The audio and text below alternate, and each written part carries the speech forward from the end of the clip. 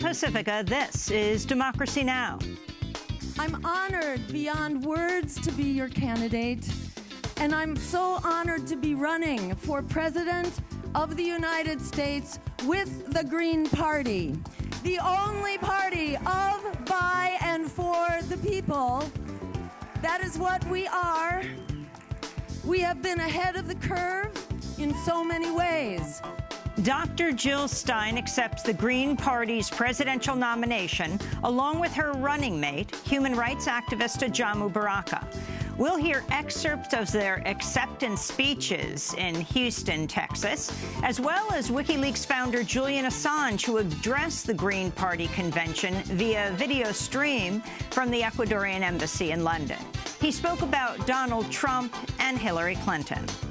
These are two characters that are the most unpopular pair of presidential candidates in US history. And going into the presidency, they are going to continue to generate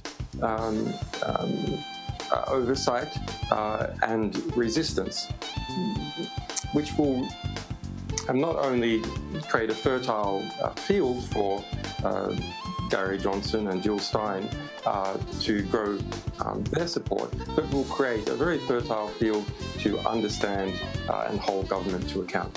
All that and more coming up.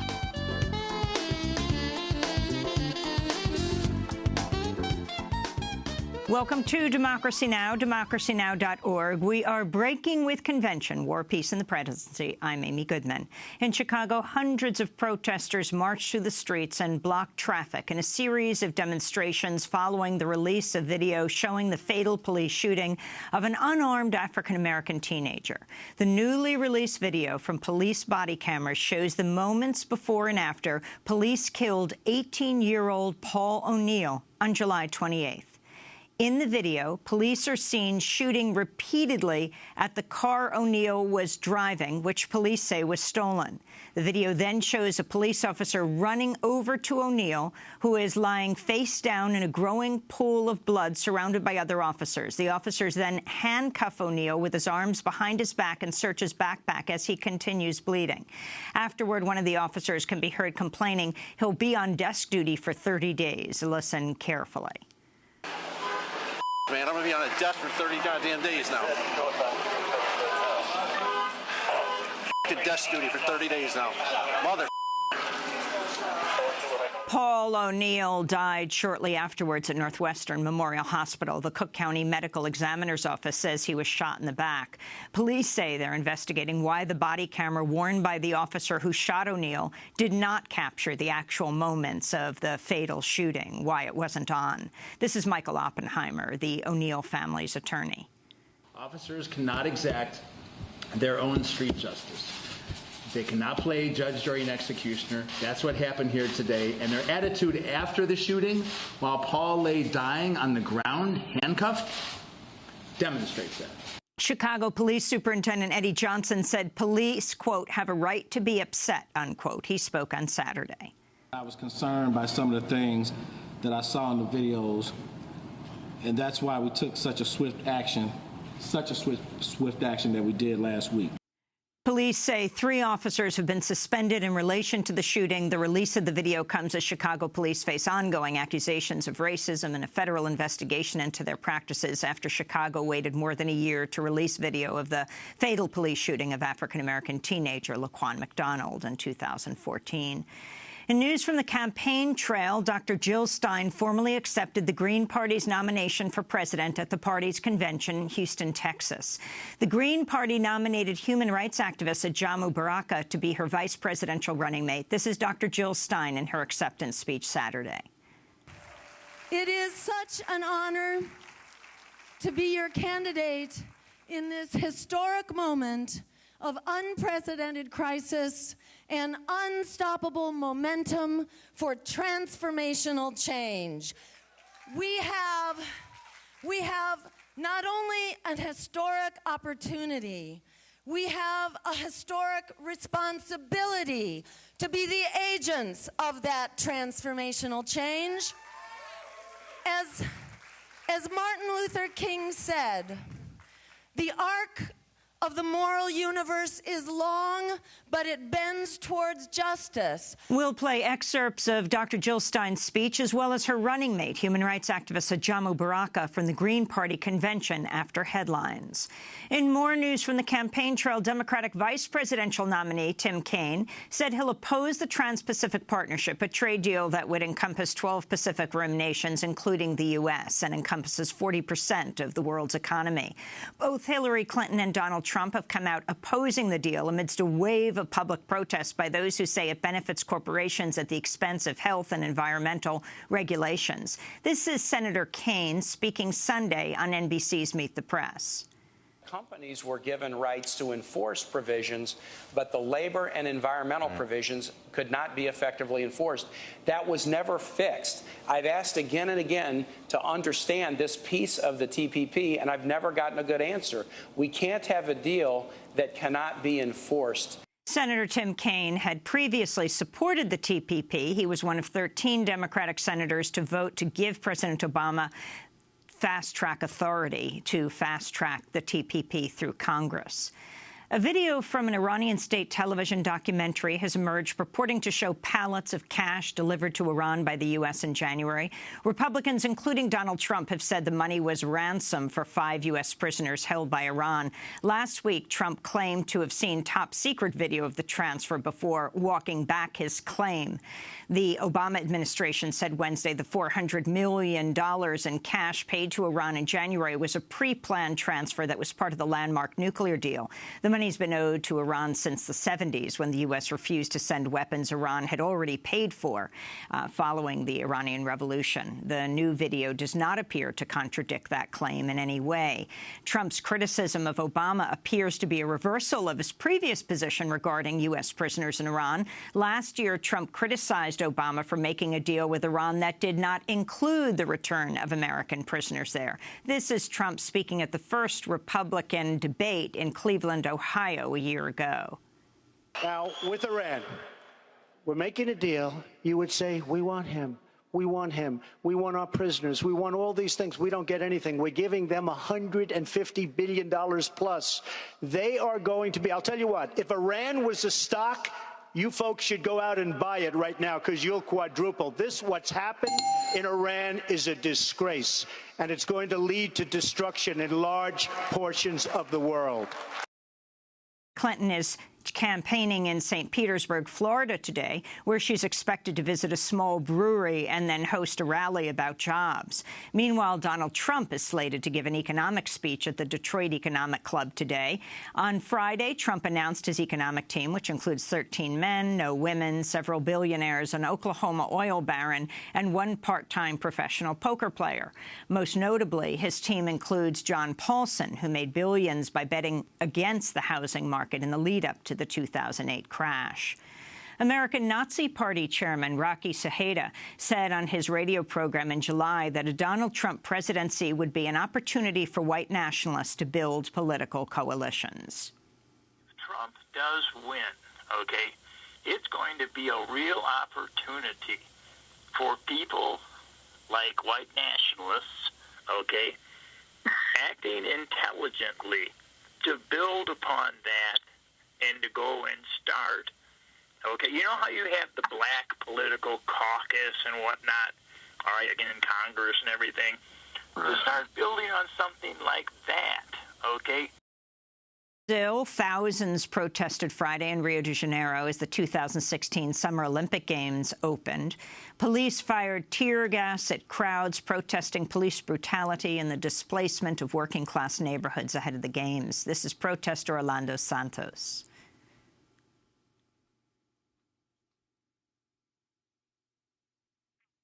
This is a demonstration to denounce the numerous human rights violations and to denounce the project associated with the Olympics, whereby people are excluded. The winners were those with large economic interests, sponsors, the press, and the losers are Rio's population.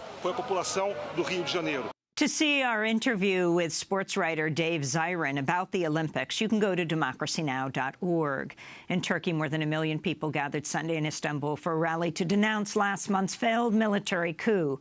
Turkish authorities have detained more than 10,000 people in a widespread crackdown following the coup, sparking human rights concerns. UN-sponsored peace talks to end Yemen's 16-month-old war have ended without a deal. The conflict in Yemen has left thousands dead since Houthi rebels took over the capital Sana'a in January 2015, kicking out a government supported by Saudi Arabia. With U.S. backing, Saudi Arabia responded with an aerial bombing campaign that UN officials say is responsible for the majority of the conflict's civilian casualties, including at least 500 children last year.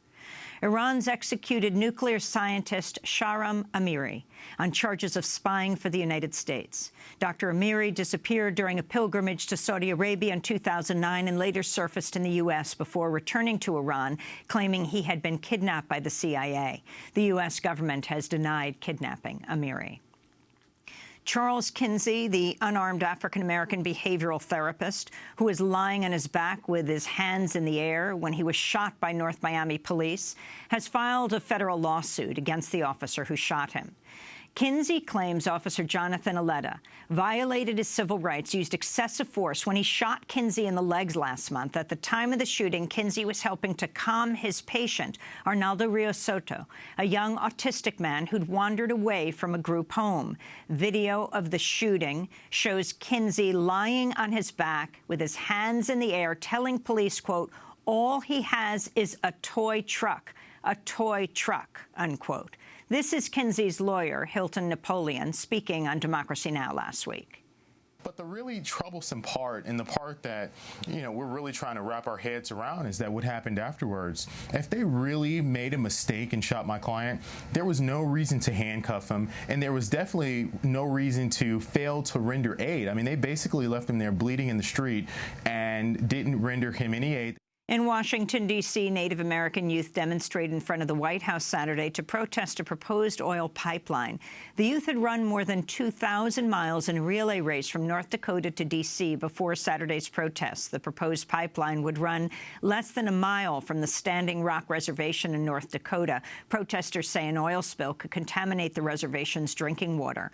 Members of the Standing Rock Sioux tribe also continue to occupy a camp between the pipeline's proposed river crossing and the water intake valves for the tribe. And the North Carolina NAACP marked the 51st anniversary of the Voting Rights Act Saturday by celebrating its recent federal court victory against North Carolina's voter ID law. The court's decision last month found the law targeted African Americans with, quote, almost surgical precision, unquote. This is North Carolina NAACP President William Barber speaking to Democracy Now! The fact that we have less voting rights today, and the Attorney General has less power to enforce voting rights today than we had in August 6, 1965, when the Voting Rights Act was passed, is a travesty. Those are some of the headlines. This is Democracy Now!, democracynow.org. We are breaking with convention, war, peace, and the presidency. I'm Amy Goodman. Dr. Jill Stein has accepted the Green Party's presidential nomination at the party's convention in Houston. Stein is running alongside longtime human rights activist Ajamu Baraka. Interest in the Green Party has jumped in recent weeks since Hillary Clinton won the Democratic nomination, defeating Bernie Sanders. In 2012, Dr. Stein ran on the Green ticket and won less than 1% of the national vote. But according to CNN's poll of polls, Stein is now polling at 5%. The same poll finds Clinton at 45%, Republican Donald Trump at 35%, and Libertarian Gary Johnson at 9%. Despite Stein and Johnson's rise in the polls, neither will be invited to take part in this fall's presidential debates unless they top 15% in national polls. Last week, a federal judge threw out a lawsuit by Johnson and Stein against the Commission on Presidential Debates over the debate rules. Well, we'll spend the rest of the hour airing excerpts from the Green Party convention in Houston. We begin with Dr. Jill Stein speaking Saturday as she accepted the Green Party nomination. Hold on to your hat, folks, because we are in a whirlwind right now. A whirlwind that is way bigger than any of us. We have a job to do. We have a role to play that will not be played by anybody but us. We are the ones we've been waiting for. when they tell us to, get out of the way because we're standing in the way of the lesser evil? The answer to that is that this politics of fear, which we've been told to bow down to, has only delivered everything we were afraid of. All those reasons. We were told to vote for the lesser evil because we didn't want the offshoring of our jobs, the meltdown of the climate, the massive bailouts for Wall Street, the expanding prison state, the attack on our civil liberties and on immigrant rights. All those things we didn't want is exactly what we got by allowing ourselves to be silenced and letting a lesser evil speak for us.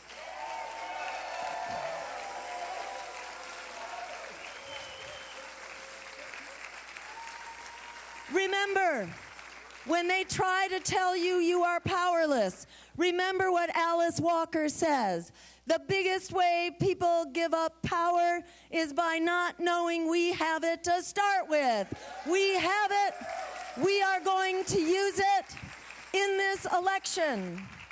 We are saying no to the lesser evil and yes to the greater good, because we are not only deciding what kind of a world we will have in this election, we are deciding whether we will have a world or not going forward into the future. The day of reckoning is coming closer and closer. On climate change, we are told that there will be a civilization-ending development in the form of massive sea level rise as soon as 2050. Anybody plan to be here in 2050? I think a few of us do, myself included. So we cannot wait, because we have to act now if we want to stop that sea level rise from happening in 2050. We need to declare a state of emergency right now and undertake a wartime scale mobilization to create those 20 million jobs and create that 100% clean energy now. We have a crisis in nuclear weapons, and again, thanks very much to the Democrats. Bill Clinton, who removed us from the anti-ballistic missile treaty framework for nuclear disarmament, and then Barack Obama, who created a $1 trillion budget for us to spend on a new generation of nuclear weapons and modes of delivery. So on the count of climate, on the count of nuclear weapons and this insane nuclear arms race that we are once again headlong plunging into, and on account of these endless and expanding wars that are blowing back at us all around the world. We cannot afford to sit this one out. The lesser evil is a losing strategy because people stop coming out to vote for lesser evil politicians throwing them under the bus. So the Republicans will win anyhow. And to look at Donald Trump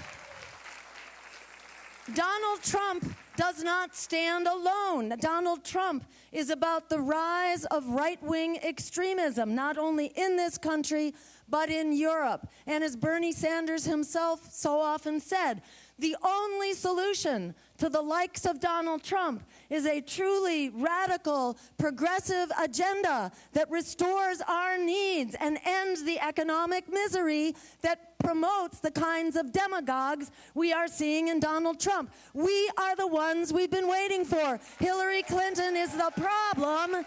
She is not the solution to Donald Trump. We are the solution. We are the ones we've been waiting for. This is our moment. Together, we do have the power to create an America and a world that works for all of us. The power to create that world is not just in our hopes.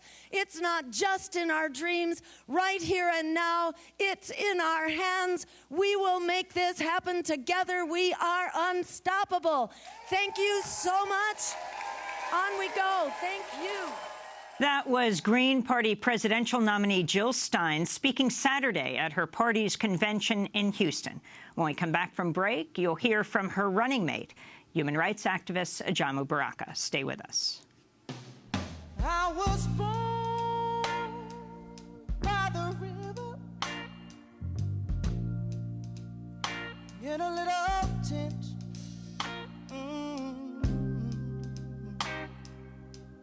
Like the river I've been running ever since.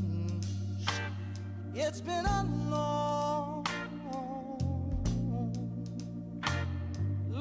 time coming, but I know change gonna come. Oh, yes, it will.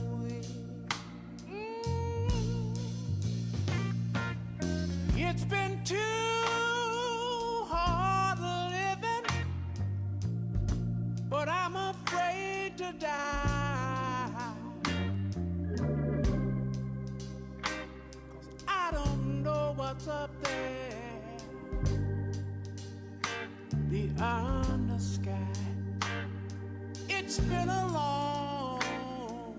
A change is going to come, sung by Brian Owens and Thomas Owens. This is Democracy Now!, democracynow.org. This is Breaking with Convention, War, Peace, and the Presidency. I'm Amy Goodman. Today we're looking at the weekend's Green Party convention in Houston, where Dr. Jill Stein accepted the party's presidential nomination.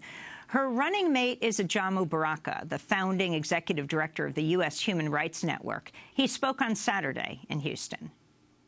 Brothers and sisters, friends, we are at a critical moment, as Jill says, a transformational moment. We have tremendous opportunities before us. The American people are longing for a change. They are ready to do something different.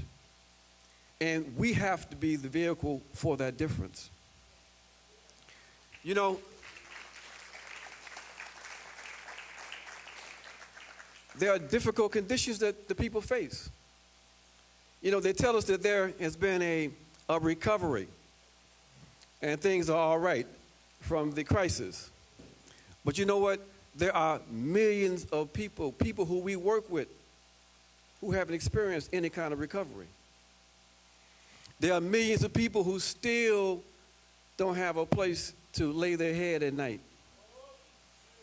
There's a reason why the fastest growing population of homeless people are black women with children. There are millions of people who would like to have a job where they can live a decent life, but they don't have it. And if they have a job, basically they are making starvation wages. They're working 2 and 3 different jobs just to make ends meet. But they tell us things are better. We have a situation where, as a consequence of austerity across this country, in communities where we live and work, they're closing down schools. People live in communities where they can't go to the store because there's no store. So you have like 48 million people who are living in situations where they are going to bed every night hungry. We have a situation where basically, even with so-called Obamacare, we have millions still without health care. These are difficult conditions. Difficult conditions. And people are wondering why. Why do we have to accept this kind of situation? And so when the two parties attempt to try to herd people based on fear, we find that today there are millions of people who are prepared to do something different, who are prepared to go another way. And we are going to be there to provide that opportunity for a new day and another way.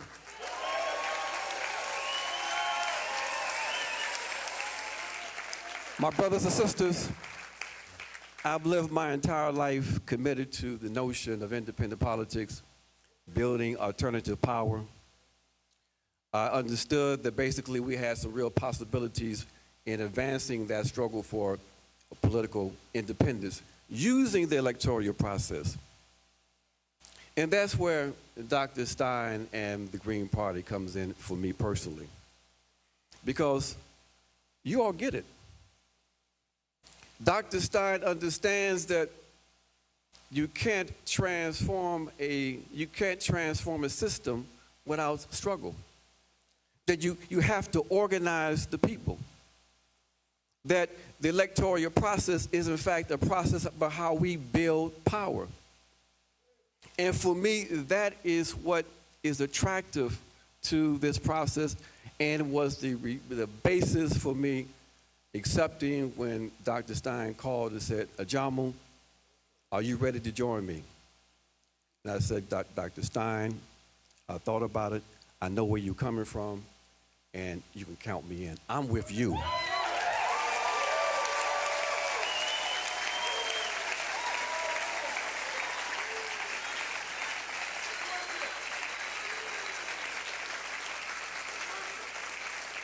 It is that commitment to building popular power. It is that commitment to the people. It is that understanding that we have to build a multinational movement here in this country based on the needs and the aspirations of working people that I joined this effort. It is that commitment that I stand here proudly and say to all of you, it is my honor to accept the nomination for the Vice Presidency of the United States from the Green Party. That's Green Party Vice Presidential nominee Ajamu Baraka speaking in Houston Saturday at the Green Party convention. He's founding executive director of the U.S. Human Rights Network, coordinator of the U.S.-based Black Left Unity Network's Committee on International Affairs. He has served on the boards of Amnesty International USA and the Center for Constitutional Rights, as well as Africa Action. On Saturday, he also spoke about police brutality at a news conference during the convention. Black males are always suspicious, even when we have the right uniform on. And as Dr. Stein said, this is something that we have to address here in this country, and we really intend to. You know, one of the things that really is still is outrageous to me is that one of the reasons why police forces appear to operate with impunity is that there doesn't appear to be a consequence for these kinds of actions. Not only do we have someone being detained for 35 minutes, which is an assault on your dignity, we have people who are being murdered now almost every week, it appears. But yet we have an administration that is supposed to be responsible for protecting the rights of all citizens, and they have a civil rights division, and they have the power to intervene and to conduct investigations and to prosecute. And out of all of the examples we know of, all of these shootings of unarmed black men and women now, we have one indictment over all of these years. That's outrageous.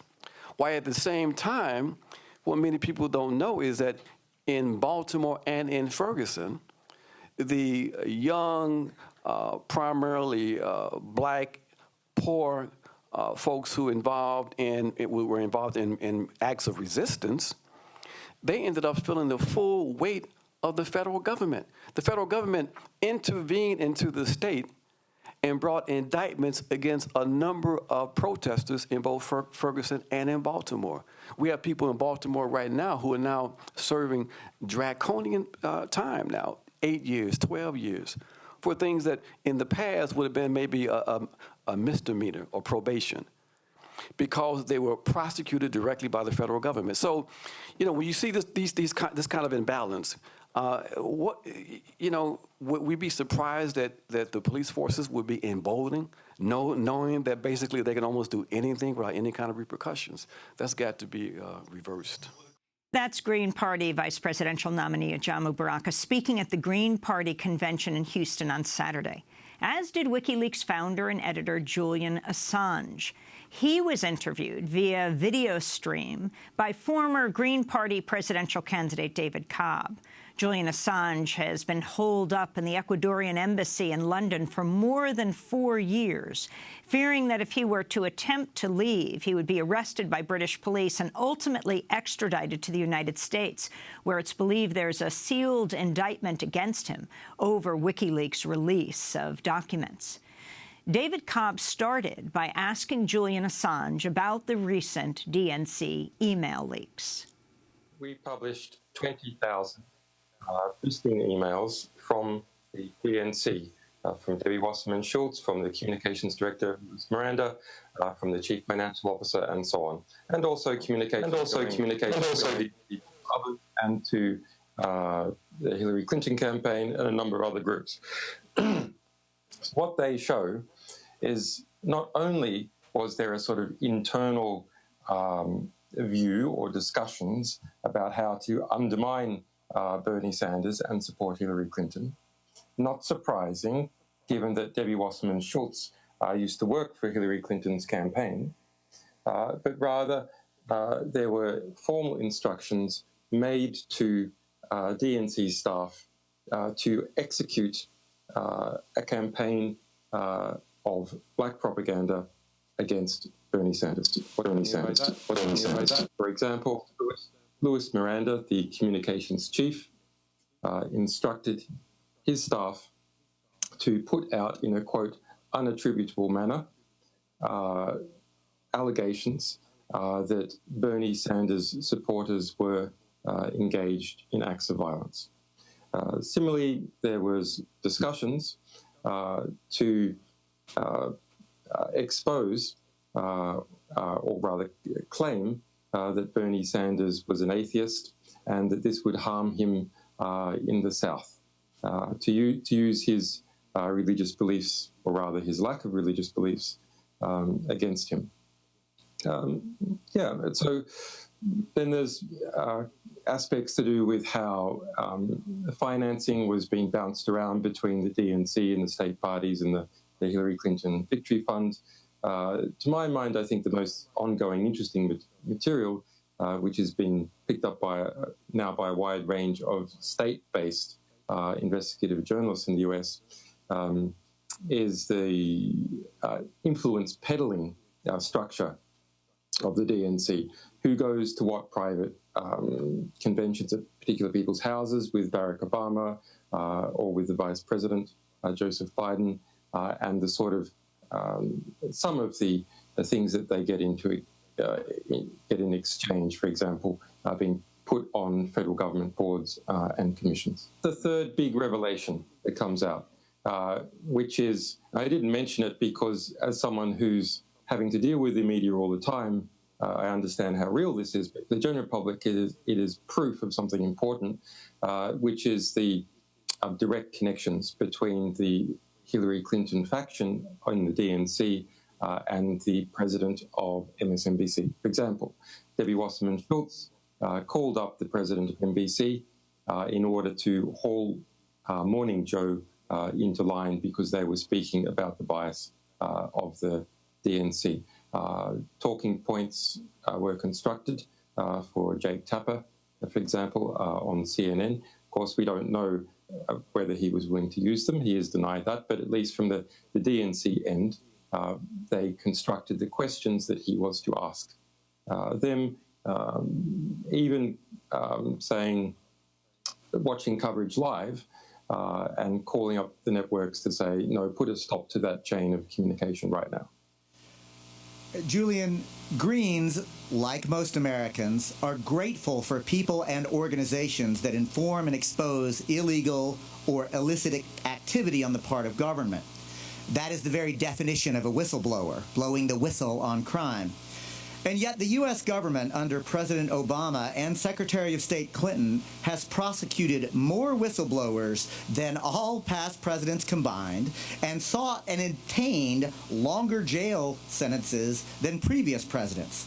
Why do you think that is true, and what lessons can be learned there? Well, I'm afraid it's much worse than that. The Obama administration has gone after more whistleblowers using the Espionage Act, not only than all previous presidents combined back to 1917, when the act was first passed in World War I to deal with World War I spies, but in fact now 3 times as many. So this is really an epidemic to abuse the national security law in order to stop whistleblowers and journalists and publishers.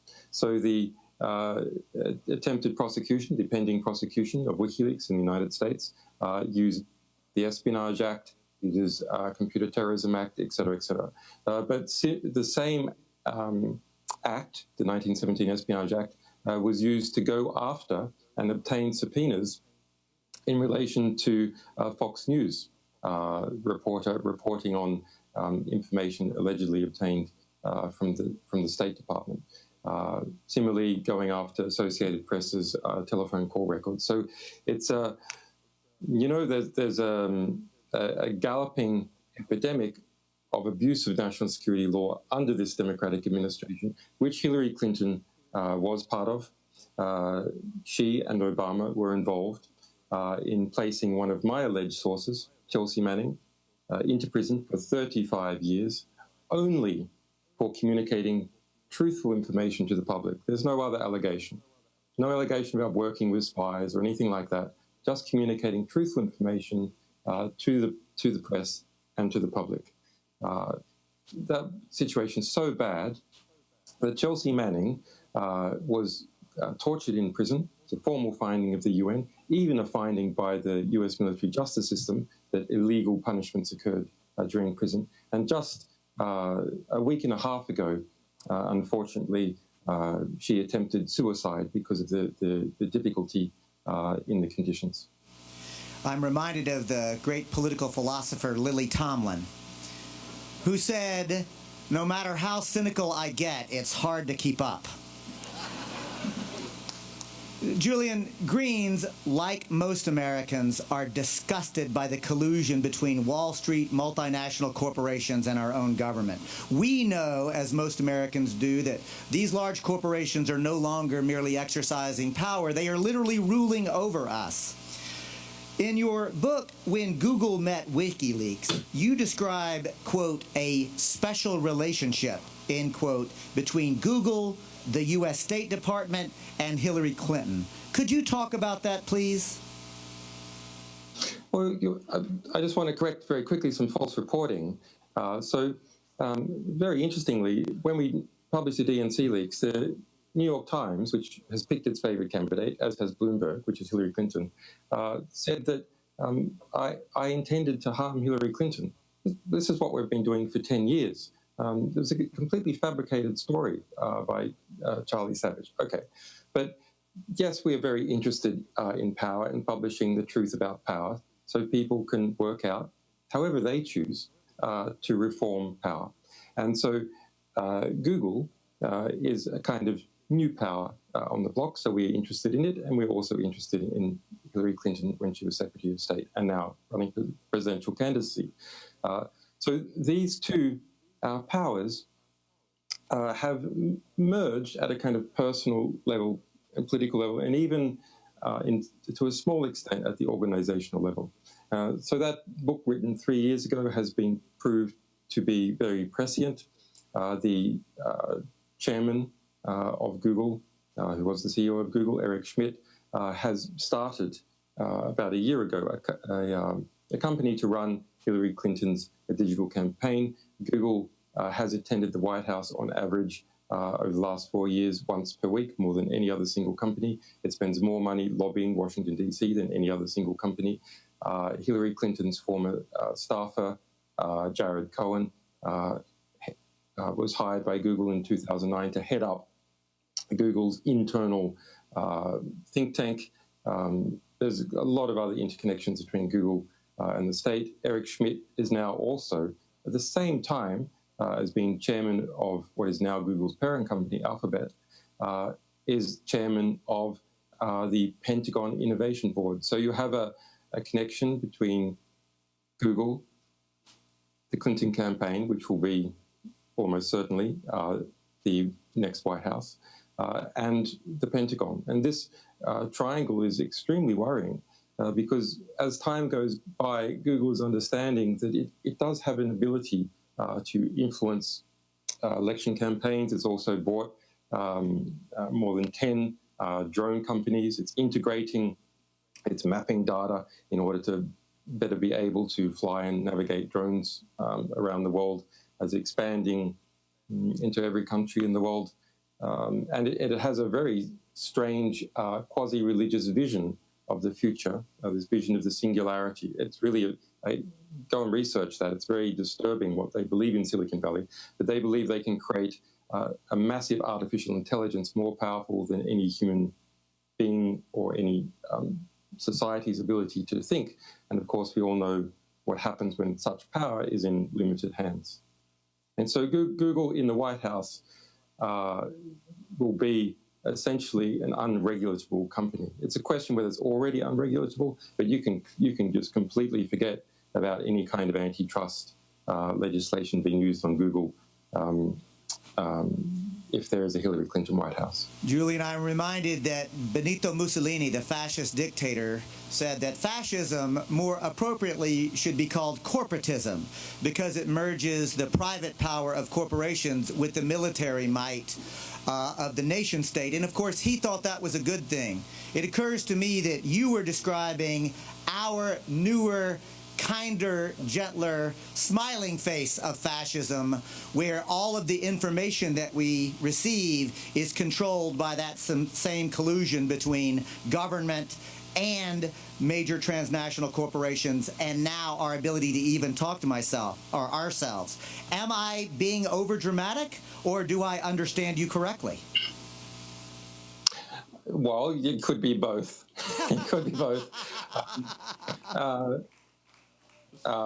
No, it is possibly the most serious issue. The potential threat of nuclear war, I think, is perhaps the other one.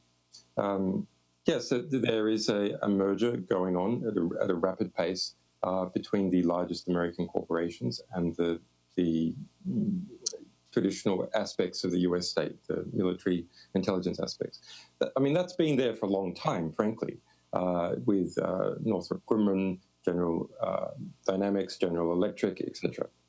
But this is a new generation, and Eric Schmidt wrote in his book about Google and the world that what Lockheed Martin and other aerospace companies were to the 20th century, high-tech companies will be to the 21st century. And that's very much their vision, to integrate with Washington to prevent antitrust regulation and to be part of that family of traditional DC-mediated power. Julian, Greens, like most Americans, have been horrified to learn, and for many of us have it objectively corroborated, that multinational corporations and wealthy oligarchs are literally directing U.S. foreign policy. So I have a question for you because of your unique vantage point. What advice, if any, would you give the next president of the United States about how to shift that policy given the reality that she might be facing? Well, that's a very interesting question. Does it make any difference who is president or not? A very, very interesting question. It certainly doesn't make as much difference as people say. What really makes a difference is what the environment is in which the president has to work. And that is the environment of critique, on the one hand, so how free the media is, how much opposition organizations are doing their job in holding government to account. And it's the economic and corporate environment. And then, to a degree, the international foreign affairs environment. And the president is much more a spokesperson for these forces around them. Where they do make a big difference is in their initial appointments. So the people that they choose to fill those slots in government that then reactively makes policy.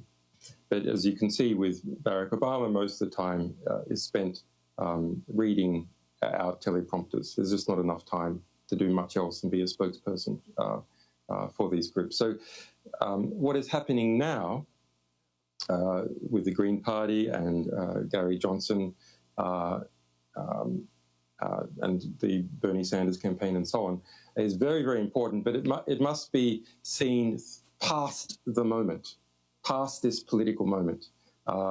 That's a moment to build a movement and build pressure. And having built it, then one can discipline and hold to account and check the abuses of government during the next 4 years. WikiLeaks founder Julian Assange speaking at the Green Party convention in Houston, being interviewed by former Green Party presidential candidate David Cobb. Assange's books include When Google Met WikiLeaks, which is based on Assange's meeting with Google CEO Eric Schmidt 5 years ago when Assange was under house arrest in England before he was granted political asylum in Ecuador, now living in the Ecuadorian embassy in London, afraid if he steps foot outside he'll be arrested and ultimately extradited to the United States, where it is believed a sealed indictment against him for WikiLeaks. We'll be back with more of the conversation between Julian Assange and David Cobb in a minute.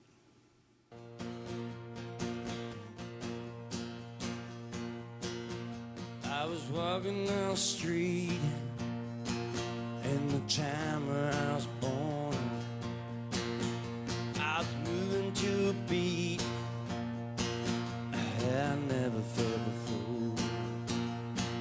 I soon opened my eyes, I took a look around. I saw it written across the sky, the revolution starts now. The Revolution Starts Now by Steve Earle. This is Democracy Now! We are breaking with convention, war, peace, and the presidency. I'm Amy Goodman. We continue our coverage of the Green Party convention in Houston with the party's 2004 presidential candidate David Cobb interviewing WikiLeaks founder Julian Assange. It is a remarkable moment in U.S. politics. For the Greens, the Greens, if they pursue this campaign, as they do seem to be doing so, can, and I believe probably will, produce a very solid bloc after. And I think that's really heartening. It's a horrific vision. I mean, who's going to be next U.S. president is a horrific vision. I was asked this question, did I prefer Clinton or Trump? And I mean, the answer is, well, you're asking, do I prefer cholera or gonorrhea? I mean, it's a very sad situation, but I think, given the reality has always been that the presidency pretty quickly merges with the bureaucracy that it's around it, because bureaucracy is enormous and the corporate lobbyists are enormous compared to the political parties. It could be a net positive to have a president in the form of Hillary or Trump, probably, who knows? You never know what happens in a campaign. Maybe Jill Stein will be president, maybe Gary Johnson will be president. No, I'm serious, you never know. Like, who knows what happens during a campaign? Anything's possible. And you have to be ready for that. But if it is Hillary Clinton or Donald Trump, then that's a very adverse environment. But the nature of those, I like things to look like what they are. I think Hillary Clinton, in her statements, demeanor, and associations and track record, looks like the power that she actually does represent. Similarly, with Donald Trump, maybe when Donald Trump, he even looks more like what the power he'll end up representing than he does actually represent it. But that's a situation that generates resistance and accountability, and that is what really checks the behaviour of government over time. It is the various pressures that exist on the presidency. That's what checks their behaviour. So these are two characters that are the most unpopular pair of presidential candidates in US history. And going into the presidency, they are going to continue to generate oversight and resistance, which will not only create a fertile field for Gary Johnson and Jill Stein to grow their support, but will create a very fertile field to understand and hold government to account. So take a note, Greens and Americans everywhere. It is social movements that will actually bring corporate America to heel. Julian, Green. That's right, and that's right, and a few whistleblowers. Yes, I stand corrected. I mean, I'm here in the United. Well, I'm here in Ecuador, in the United Kingdom, with a pending U.S. prosecution. It's very strange. I've become quite a multi-jurisdictional creature. But the Corbyn phenomenon in the UK really does show that something important, and very important, is happening. There is a political moment in the English-speaking world that the Greens should, and it looks like are, seizing upon. It's a very important moment. I do think that North Americans need to have a little more humility as we look to our sisters and brothers in the global South who have been fighting empire for 500 years. They have a more acute understanding of actually social movements and electoral arm of their social movements. So we should be humble and learn that lesson. Julian, Greens, like most Americans, are civil libertarians at heart. We believe in personal privacy. We believe in internet freedom, even as we call for complete public transparency and accountability. My question to you is, what can we do as individuals to protect ourselves, and what can we do to help build the movement for keeping the internet free and open so we, the people, can talk to ourselves? All right, great question. Well, first of all, have coherency in your own movement. I mean, you have to have coherency to be able to understand your own view of the world and the attacks that are occurring, which, let me tell you that I've just seen that the attacks have started to ramp up on Jill Stein. They are going to go through the roof. I've had attacks from what is effectively the Clinton dirt machine. They're now post-convention. You guys are going to be post-convention. Those attacks are going to be ferocious. But you'll see from that and learn lessons from that about how the media works and how one can defend your principles and ideas in the face of that kind of media corruption. So to defend civil liberties and the internet, the first thing is to practice it. That's the number one thing. That's what we do. We defend the First Amendment and similar constitutional amendments in other states by practicing them. We've won every single court case that we have been involved in over the last 10 years. And that any right that is not fought for through practice and defense is very, very quickly lost. It is just a piece of paper unless you actually fight for it and practice for it. Then there's a range of technical measures and some good people, researchers, trying to push out those technical measures. WikiLeaks tweets about that. Edward Snowden tweets about what some of those technical measures are. I support those people who are engaged in trying to engineer, in a practical sense, how to protect people's privacy. And the other is to support the various groups that are doing it and to build the ideological understanding that it is an important thing. Because let's go back and look at Google. Google is very different in an important way from Lockheed Martin. Yes, Google is building drones. Yes, Lockheed Martin was and is building F-16s. But Google also controls how we communicate with each other. So Google is, in a sense, like HIV. It's not just something that afflicts your arm. It afflicts your ability to understand and fight the infection. That's true of all media, libraries, communication services, etc. They're involved in that part of society that we use to understand ourselves, and that is the freedom of communication. So the freedom of communication, in some sense, is the fundamental right, because it is the enabling right that allows us to speak to each other, to understand the importance of all our other rights. And so when the freedom of communication is degraded or maligned, when whistleblowers are prosecuted, when one organization starts to develop a monopoly on the internet and interfere with our communication, then all our rights suffer, because this fundamental enabling right is degraded. As the editor of WikiLeaks, I have gone through a lot of battles. I have seen corrupt mainstream media outlets try to not report initially on some of our materials, spin them in other directions. That's happened just recently.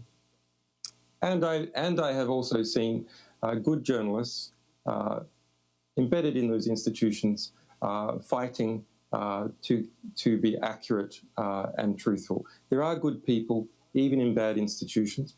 Most of our sources are good people wanting to do good things within the US military or the intelligence or political parties.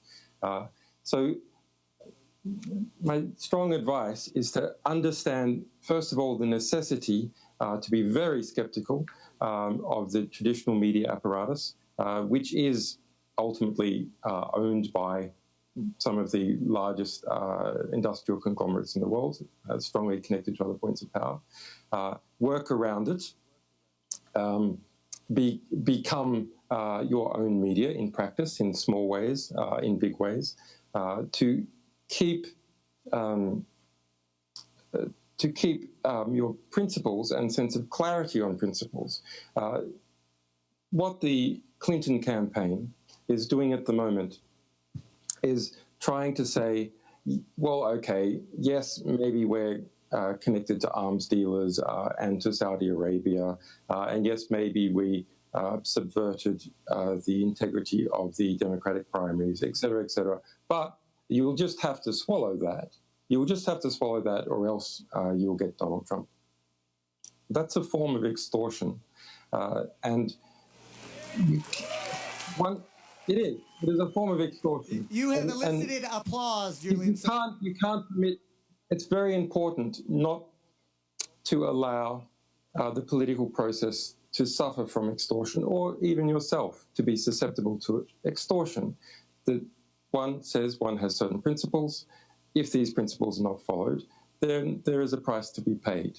And that creates a standard and a general deterrent.